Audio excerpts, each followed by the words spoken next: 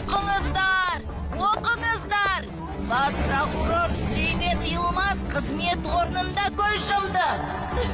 Біреулер бізге орқаста. Бар білетінім, мен келгенде прокурор баяғыда өліп қалған еді. Айыпты Назиф Қараның өлім жазасына кесілуін талап етеміз. Мені сотқа жұмысқа кіргіз. Ол жерге кіргенде не істемексің, Макер? Бәрін заң шеңберінде істегім келеді. Бірде-бір қателік жібергім келмейді. Өлім жазасына кесетін сол әйел болмақ. Әкемнің жазықсыз екеніне көзін жеткізуім керек. Ал ол үшін небәрі бір ағайын бар.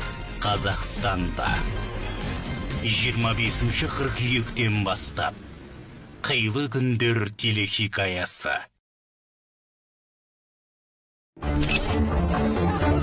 Оқыңыздар! Оқыңыздар!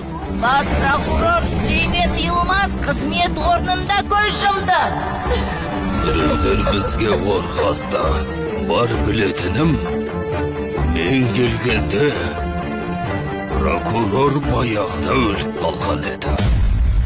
Айыпты Назиф Қараның өлім жазасына кесілуін талап етеміз.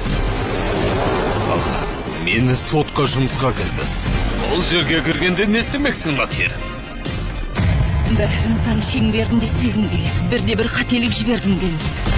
Өлім жазасына кесетін сол әйел болмақ. Әкемнің жазықсыз екеніне көзін жеткізуім керек. Ал ол үшін небәрі бір ағайын бар. Қазақстанда 25 қыркүйектен бастап Қилы күндер телехикаясы.